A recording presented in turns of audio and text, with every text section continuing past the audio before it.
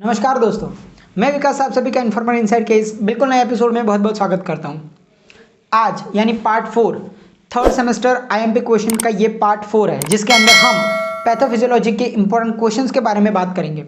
इससे पहले मैंने बायोकेमिस्ट्री, ऑर्गेनिक केमिस्ट्री और फिजिकल फार्मेसी के इंपॉर्टेंट क्वेश्चन के वीडियो बना दिए हैं, वो भी नोट्स के साथ। अगर आपने वो वीडियो नहीं देखे तो आपको लिंक डिस्क्रिप्शन के अंदर या तो फिर आई बटन पे क्लिक करके आप वो वीडियो देख सकते हैं। वहाँ पे मैंने बहुत अच्छी तरीके से क्वेश्चंस, नोट्स दोनों को डिस्कस किया हुआ है। डेफिनेटली आप वो चेकआउट कर सकते हैं। आज के इस एपिसोड में हम पैथोफिजियोलॉजी के इंपॉर्टेंट क्वेश्चंस के बारे में बात करेंगे, लेकिन उससे पहले अगर आप हमारी चैनल पर नए हैं तो हमारी चैनल को सब्सक्राइब जरूर कीजिए और इस वीडियो को लाइक कीजिए। तो चलिए अब स्टार्ट करते हैं पैथोफिजियोलॉजी के कुछ इंपॉर्टेंट क्वेश्चंस के बारे में। यहाँ पे जो सबसे पहला क्वेश्चन है वो है morphology of reversible cell injury या तो फिर aetiology of reversible cell injury. अब अगर आपको ये क्वेश्चन 5 या 6 मार्क्स में पूछा जाए तो आपको इसके अंदर hydropic changes, hyaline changes, mucoid changes और फैटी चेंजेस, इन चारों के बारे में आपको डिटेल में लिखना पड़ेगा। आपको इन सभी के बारे में, इनकी इटियोलॉजी, इनके मॉर्फोलॉजिकल फीचर्स, इनकी पैथोलॉजी, इन सभी के बारे में जो यहाँ पे बहुत अच्छी तरीके से डिस्क्राइब किया है, इन सभी के बारे में आपको वहाँ पे लिखना पड़ेगा। तभी ये आपका क्वेश्चन कंप्लीट हो पाएगा और आपको बढ़िया से बढ़िया मार्क्स वहाँ पे मिल पाएंगे। तो अकॉर्डिंगली आप देखिएगा और अकॉर्डिंगली आप प्रिपेयर कीजिएगा, क्योंकि ये क्वेश्चन एक इम्पॉर्टेंट क्वेश्चन है और आपके एग्जाम के अंदर पूछा जा सकता है। इसके बाद हमारा जो अगला क्वेश्चन है वो है एक्यूट इन्फ्लेमेशन। अब अगर आपको ये क्वेश्चन पूछे तो आपको सबसे पहले एक्यूट इन्फ्लेमेशन की डेफिनेशन लिखनी है। इसके बाद एक्यूट इन्फ्लेमेशन के अंदर कौन कौन से फीचर्स इन्वॉल्व है, उसके बाद इसके अंदर जो भी इवेंट्स होते हैं, वास्कुलर इवेंट्स और सेलुलर इवेंट्स, वो दोनों इवेंट्स लिखना है। इवेंट्स लिखने के बाद आपको इसके अंदर हीमोडायनामिक चेंजेस, वास्कुलर परमिबिलिटी जो अल्टर होती है उसके बारे में, इन सभी के बारे में आपको चार्ट फॉर्म में जो यहाँ पे जैसे लिखा है वैसे ही आपको एग्जाम के अंदर लिखना है। तभी आपको अच्छे से अच्छे मार्क्स मिल पाएंगे, एग्जामिनर समझ पाएंगे कि आपका कॉन्सेप्ट बहुत ज़्यादा क्लियर है। उसका पैथोजेनेसिस भी आप वहाँ पे लिख सकते हैं। तो आपको 5 या 6 मार्क्स का अगर क्वेश्चन होगा तो 4 या 5 मार्क्स तो आराम से मिल ही जाएंगे। इसके बाद का जो बहुत ज़्यादा इंपॉर्टेंट क्वेश्चन है वो है केमिकल मीडिएटर्स ऑफ इन्फ्लेमेशन। अब इन्फ्लेमेशन के लिए बहुत सारे केमिकल्स अवेलेबल है और बहुत सारे केमिकल्स इन्वॉल्व है, लेकिन मेनली आपको एराचिडोनिक एसिड पाथवे याद होना चाहिए। उसके अलावा हिस्टामिन जो है उसका आपको वहाँ पे लिखना पड़ेगा। इसके अलावा साइटोकाइनिन्स और ल्यूकोट्राइन्स, इतने जो हैं वो मेन है जिसके बारे में आपको वहाँ पे जिक्र करना ही पड़ेगा। जैसे यहाँ पे अराचिडोनिक एसिड मेटाबोलाइट्स दिया हुआ है, वहाँ पे साइक्लोऑक्सीजिनेज एंजाइम की मदद से जो होता है और लिपोऑक्सीजिनेज की मदद से। उसके बाद वहाँ पे देखिए आप ल्यूकोट्राइन, थ्रोम्बोक्सिन, प्रोस्टासाइक्लिन, प्रोस्टाग्लैंडिन्स, ये आप देख सकते हैं। इन सभी का जिक्र आपको वहाँ पे आपके आंसर के अंदर करना पड़ेगा, तभी आपको अच्छे से अच्छे मार्क्स मिल पाएंगे और तभी जाकर आपका ये क्वेश्चन भी कंप्लीट हो पाएगा। इसके बाद का हमारा जो क्वेश्चन है वो है वुंड हीलिंग। अब वुंड हीलिंग के अंदर अगर आपको 6 मार्क्स में पूछा जाए, अमूमन ये क्वेश्चन 6 मार्क्स के अंदर ही पूछा जाता है, तो आपको वहाँ पे इन्फ्लेमेटरी, प्रोलिफरेटिव और मैच्योरेशन के वक्त ये जो 3 फेसेस होते हैं, इसके अंदर क्या क्या चेंजेस होते हैं वो आपको सबसे पहले एनालिस्ट करना है, उनका टाइम पीरियड क्या होता है, और उसके बाद वुंड हीलिंग प्रोसेस कैसे होती है, जो प्राइमरी इंटेंशन और सेकेंडरी इंटेंशन होता है वो आपको वहाँ पे डिटेल में डिस्क्राइब करना है, जो कि यहाँ पे प्रोसेस फॉर्म में, चार्ट फॉर्म में बहुत अच्छी तरीके से दिया गया है। अगर आप ये वहाँ एग्ज़ाम में लिखते हैं तो डेफिनेटली आपको बढ़िया से बढ़िया मार्क्स वहाँ पे मिलेंगे ही मिलेंगे, और इसीलिए आप अकॉर्डिंगली प्रिपेयर कीजिएगा, क्योंकि ये क्वेश्चन बहुत ज़्यादा इंपॉर्टेंट क्वेश्चन है और पूछा भी जा सकता है। इसके बाद यहाँ पे कॉम्प्लिकेशंस भी दिए हैं। अगर 6 मार्क्स में पूछें तो complications you must write in your paper, और इसके बाद डिफरेंस दिया है प्राइमरी और सेकेंडरी यूनियन में। बाई चांस अगर आपको डिफरेंस भी पूछा जाए तो आप यहाँ से पढ़ के लिख भी सकते हैं आपकी एग्जाम के अंदर। इसके बाद हमारा जो क्वेश्चन है वो है इन्फ्लामेटरी बोवेल डिजीज़। अब इन्फ्लामेटरी बोवेल डिजीज़ के अंदर अभी यहाँ से डिजीज़ स्टार्ट हो रहे हैं। डिजीज़ के अंदर जनरली आपको एग्जाम के अंदर डायरेक्ट ऐसे पैथोलॉजी पूछ सकते हैं, जिसके अंदर मान लीजिए कि आपको इन्फ्लामेटरी बोवेल डिजीज़ की पैथोलॉजी पूछी, तो आपको वहाँ पे उसके definition, etiogenesis, signs and symptoms, complications, इन सभी के बारे में जिक्र करना होगा। अगर आपको पर्टिकुलरली साइंस एंड सिम्टम्स या तो फिर कॉम्प्लिकेशंस ऐसे पूछते हैं तो आपको वो पर्टिकुलर पार्ट ही लिखना है। अगर आपको पैथोजेनेसिस ऐसा पूछते हैं तो आपको सिर्फ उसका पैथोजेनेसिस ही लिखना है। उसके अलावा अगर आप और कुछ लिखते हैं तो वो टाइम वेस्ट होगा। अमूमन कई बार ऐसा भी होता है कि 2 या 3 ऐसे डिजीज़ को कंबाइन करते हैं, उनके साइंस एंड सिम्टम्स, उनकी पैथोलॉजी, इटियोजेनेसिस ऐसे साथ में भी पूछ सकते हैं, तो आपको अकॉर्डिंगली प्रिपेयर करना होगा। यहाँ पे मैंने आपको डिजीज़ की पैथोलॉजी पूरी की पूरी ही दी हुई है, तो आप यहाँ से देखिएगा और पढ़िएगा। स्टार्ट करते हैं इन्फ्लेमेटरी बाउल डिजीज़ के साथ। तो यहाँ पे इन्फ्लेमेटरी बाउल डिजीज़ के अंदर 2 टाइप के डिजीज़ होते हैं, अल्सरेटिव कोलाइटिस और क्रोन्स डिजीज़। इसके अंदर आपको इटियोपैथोजेनेसिस दिया हुआ है, यानी कि इटियोलॉजी और पैथोजेनेसिस दोनों साथ में। इसके बाद वहाँ पे मॉर्फोलॉजी कौन से फीचर्स होते हैं, G/A यानी कि ग्रॉस एनाटॉमी, ये सभी वहाँ पे कैसे होता है, क्यों होता है, उन सभी के बारे में यहाँ पे जिक्र किया गया है। आपको ये सब वहाँ पे एग्जाम के अंदर अगर आपको पूछा जाए तो आपको लिखना पड़ेगा। क्लिनिकल मैनिफेस्टेशंस यानी कि साइंस एंड सिम्टम्स, वो यहाँ पे बहुत अच्छी तरीके से दिया गया है, आप यहाँ से पढ़ सकते हैं। उसके बाद कॉम्प्लिकेशंस दिए गए हैं, और कॉम्प्लिकेशंस पढ़ने के बाद और ये आप लिखेंगे अगर एग्जाम में पूछे गए तो आपकी इंप्रेशन बहुत ज़्यादा अच्छी पड़ेगी। इसके बाद अगला जो क्वेश्चन है वो है मेनिंजाइटिस। मेनिंजाइटिस के अंदर आपको ये कौन से जो माइक्रो ऑर्गेनिज्म है उनकी वजह से होता है, क्यों होता है, उसका इटियोपैथोजेनेसिस, इसको हम डायग्नोसिस कैसे करेंगे, इन सभी के बारे में आपको अपनी एग्जाम के अंदर वहाँ पे लिखना पड़ेगा। आपके क्वेश्चन के अंदर आपको लिखना पड़ेगा। मेनिंजाइटिस भी एक बहुत ज़्यादा इंपॉर्टेंट क्वेश्चन हो सकता है। यहाँ पे उसकी क्लिनिकल मैनिफेस्टेशंस यानी कि साइंस एंड सिम्टम्स, उसका डायग्नोसिस और उसके बाद उसके इटियोपैथोजेनेसिस, ये सभी दिया हुआ है। आपको ज़रूर से लर्न करना है और वहाँ पे लिखना है, तभी आपको अच्छे से अच्छे मार्क्स मिल पाएंगे। और लास्ट में कॉम्प्लिकेशंस लिखना है। इसके बाद का जो बहुत ज़्यादा इम्पोर्टेंट क्वेश्चन है वो है ट्यूबरक्लोसिस। ट्यूबरक्लोसिस के अंदर आपको पहले तो उसकी डेफिनेशन लिखनी पड़ेगी, उसके बाद इसकी इटियोलॉजी और पैथोलॉजी बहुत ज़्यादा इम्पॉर्टेंट है, पर्टिकुलरली इटियोलॉजी और पैथोलॉजी, ये आपको अलग से भी पूछी जा सकती है। तो अकॉर्डिंगली आप प्रिपेयर कीजिएगा जिससे कि आपके अच्छे से अच्छे मार्क्स यहाँ पे मिल सके आपको। यहाँ पे चार्ट फॉर्म में पैथोलॉजी मैंने डिस्क्राइब की हुई है, आप अकॉर्डिंगली ही लिखिएगा, तभी आपको अच्छे से अच्छे मार्क्स मिल पाएंगे। एग्जामिनर जल्दी से चेक कर पाएंगे और उन्हें भी समझ आ जाएगा कि आपका कॉन्सेप्ट जो है बहुत ज़्यादा क्लियर है। पैथोफिजियोलॉजी के अंदर आप चार्ट फॉर्म जितने ज़्यादा बनाएंगे उतना ज़्यादा अच्छा रहेगा, क्योंकि ये एक प्रोसेस फॉर्मेशन है। पैथोलॉजी स्टेप बाय स्टेप होती है। इटियोलॉजी के अंदर आप डिजीज़ क्यों है उसका रीज़न लिखते हैं, और पैथोजेनेसिस के अंदर आप वहाँ पे जो डिजीज़ है उसकी वजह से बॉडी में क्या क्या चेंजेस हुए वो लिखते हैं। इसके बाद सबसे ज़्यादा important question, AIDS acquired immunodeficiency syndrome किसकी वजह से होता है, उस वायरस का जो स्ट्रक्चर है वो क्या है, रूट ऑफ ट्रांसमिशन आप एनलिस्ट कर सकते हैं। उसके बाद पैथोजेनेसिस, ये बहुत ज़्यादा इम्पॉर्टेंट है। पैथोजेनेसिस आपको इस एड्स का करना ही करना पड़ेगा, ये अलग से भी पूछा जा सकता है। यहाँ पे इटियोपैथोजेनेसिस दोनों साथ में ही दिए हैं तो भी चलेगा। इसके बाद इसके क्लिनिकल मैनिफेस्टेशंस क्या हैं वो सभी दिया हुआ है, और उसके बाद लास्ट में इसके complications, wasting syndrome, persistent generalised lymphadenopathy, ये सभी इसके कॉम्प्लिकेशंस के बेस पर आप लिख सकते हैं, तो बढ़िया से बढ़िया मार्क्स आपको वहाँ पे मिलेंगे। इसके बाद गाउट एंड गाउटी आर्थराइटिस। अब आर्थराइटिस और गाउट ये दोनों ऐसे अल्टरनेटिव क्वेश्चन के तौर पे पूछे जाते हैं, तो पॉसिबल है कि ये भी वहाँ पे ऐसे अल्टरनेटिव पूछे जाए। इटियोलॉजी इसकी यहाँ पे दी हुई है, उसके बाद पैथोजेनेसिस इसका दिया हुआ है, इसके बाद होगा इसके साइंस एंड सिम्टम्स यानी कि क्लिनिकल मैनिफेस्टेशंस, और इसके कॉम्प्लिकेशंस। ये सभी अगर आप लिखते हैं तो आपका ये क्वेश्चन कंप्लीट होगा और आपको अच्छे से अच्छे मार्क्स वहाँ पे मिल पाएंगे।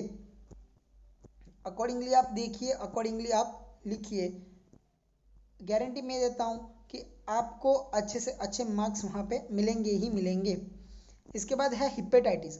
अब हिपेटाइटिस के अंदर मैंने यहाँ पे आपको ABCDE इन सभी टाइप्स के बारे में लिखा है और दिया हुआ है।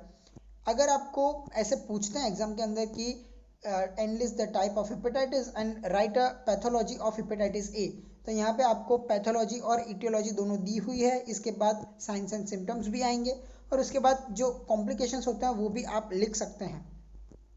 यहाँ पे type A, type B, type D, type C, इन सभी के बारे में इटियोलॉजी, पैथोजेनेसिस, ये सभी दिया हुआ है। अकॉर्डिंगली आप प्रिपेयर कीजिएगा, क्योंकि ये क्वेश्चन सिलेक्टिव क्वेश्चन के तौर पे पूछा जा सकता है और इसीलिए इम्पोर्टेंट भी बहुत ज़्यादा है। और लास्ट में यहाँ पे कॉम्प्लिकेशंस दिए हुए हैं।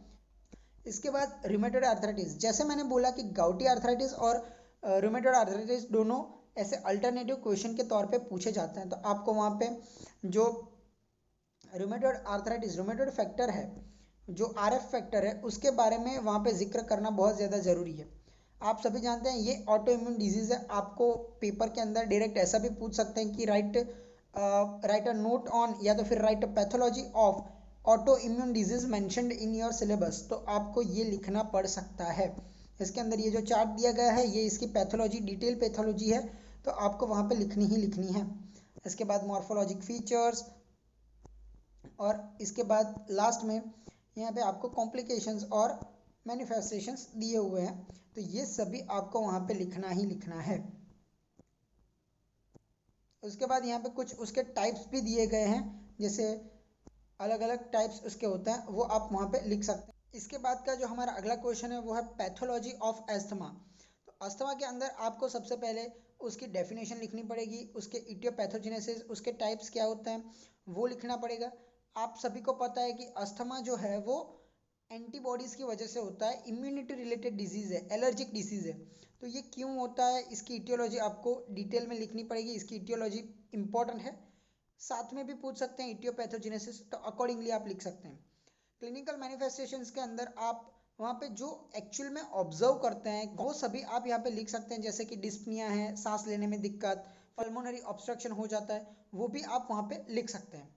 इसके बाद जो अगला क्वेश्चन है, इंपॉर्टेंट क्वेश्चन है, वो है सीओपीडी, यानी कि क्रॉनिक ऑब्स्ट्रक्टिव पल्मोनरी डिजीज। इसके अंदर आप सबसे पहले उसकी डेफिनेशन लिखेंगे। उसके बाद क्रॉनिक ब्रोंकाइटिस और एम्फाइसेमा, ये इसके अंदर इंक्लूड होता है। उसका इटियोपैथोजेनेसिस, वो क्यों होता है, उसकी पैथोलॉजी, और उसके बाद एम्फाइसेमा क्यों होता है, उसकी पैथोलॉजी, क्लिनिकल मैनिफेस्टेशंस आप वहाँ पे लिख सकते हैं। यहाँ पे एम्फाइसेमा के अंदर जो क्लासिफिकेशन दिया है वो आप वहाँ पे लिख सकते हैं, उसका इटियोपैथोजेनेसिस।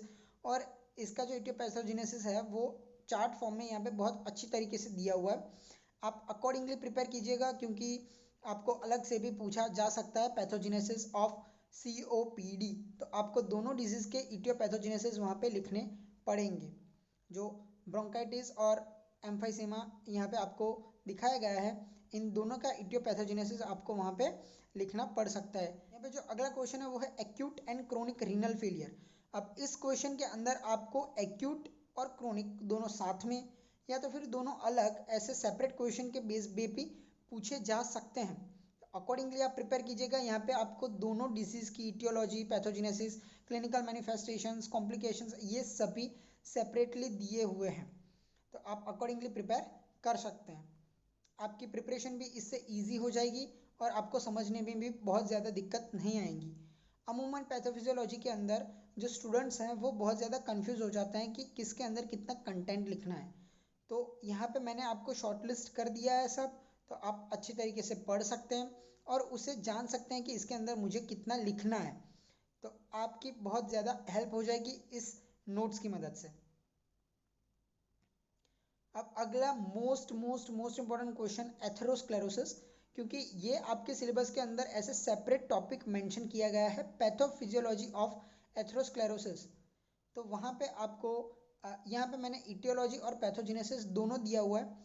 इटियोलॉजी के अंदर क्यों एथेरोस्क्लेरोसिस होता है उसके बारे में आपको डिस्क्राइब करना है, और पैथोजेनेसिस के अंदर इसके पीछे रीज़न क्या है, आपकी बॉडी के अंदर क्या क्या चेंजेस होते हैं, वो सभी आप वहाँ पे पैथोफिजियोलॉजी के अंदर लिख सकते हैं।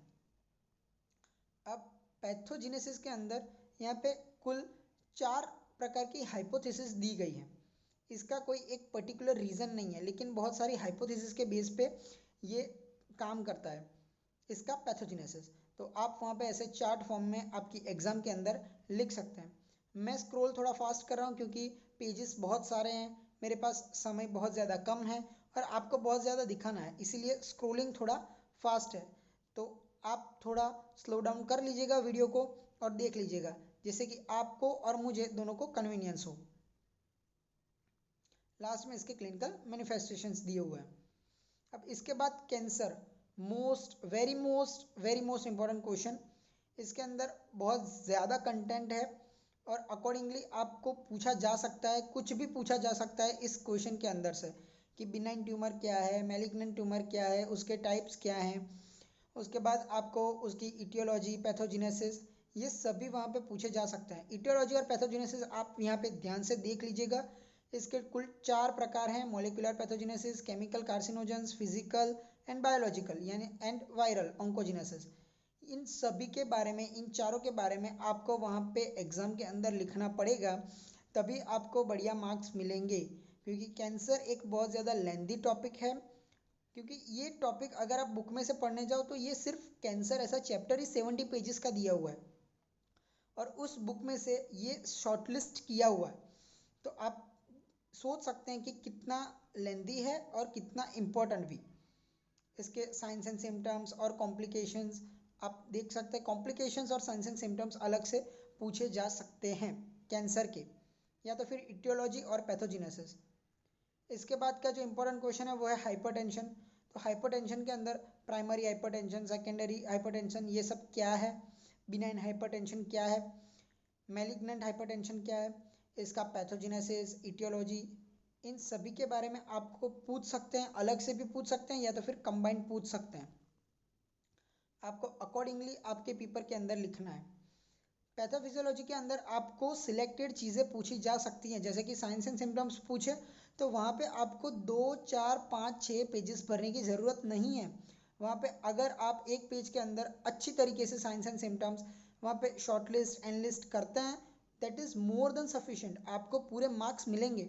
आपको चिंता करने की कोई ज़रूरत नहीं है कि मुझे 4 या 5 पेज भरने ही पड़ेंगे, ऐसा नहीं होता। पैथोफिजियोलॉजी के अंदर आपको पर्टिकुलर थिंग्स पूछ सकते हैं। अगला बहुत बहुत बहुत ज़्यादा important question is diabetes. Diabetes के अंदर इटियोलॉजी, पैथोजेनेसिस। अब इसके अंदर आपको टाइप 1 और टाइप 2 डायबिटीज़ की पैथोलॉजी और इटियोजेनेसिस दोनों कंबाइंड या तो फिर सेपरेट या तो फिर डिफरेंस के फॉर्म में भी पूछ सकते हैं। यहाँ पे टाइप 1 और टाइप 2 की जो पैथोजेनेसिस है उन दोनों को मैंने अलग अलग तरीके से यहाँ पे डिस्क्राइब किया हुआ है। अकॉर्डिंगली आप पढ़िएगा, अकॉर्डिंगली आप लिखिएगा, अकॉर्डिंगली आप समझिएगा, तभी ये बहुत ज़्यादा इजी होगा। डायबिटीज़ के कॉम्प्लिकेशन भी अलग से पूछे जाते हैं, तो आपको वो वहाँ पे पढ़ने ही पढ़ने पड़ेंगे। कुछ क्रोनिक कॉम्प्लिकेशंस है, कुछ एक्यूट कॉम्प्लिकेशन है। क्रोनिक के अंदर जो आई कॉम्प्लिकेशंस है, न्यूरोपैथी है, किडनी डैमेज है, नेफ्रोपैथी जिसे कहते हैं, नर्व डैमेज, ये सभी आपको वहाँ पे लर्न करना पड़ेगा, क्योंकि ये अलग से पूछा जाता है और अगर ये पूछा जाए तो आपको वहाँ पे डिटेल में लिखना पड़ सकता है। ये तो हुई इन क्वेश्चंस की बात जिनकी नोट्स मेरे पास अवेलेबल थी, लेकिन कुछ ऐसे भी क्वेश्चन हैं जिनकी नोट्स मेरे पास अवेलेबल नहीं है, लेकिन फिर भी वो एग्जाम के अंदर इक्वली इंपॉर्टेंट है। तो वो क्वेश्चंस हैं मैकेनिज्म ऑफ एपोप्टोसिस, स्किज़ोफ्रेनिया की पैथोफिजियोलॉजी, डिप्रेशन की पैथोफिजियोलॉजी, पार्किंसन डिजीज की पैथोफिजियोलॉजी।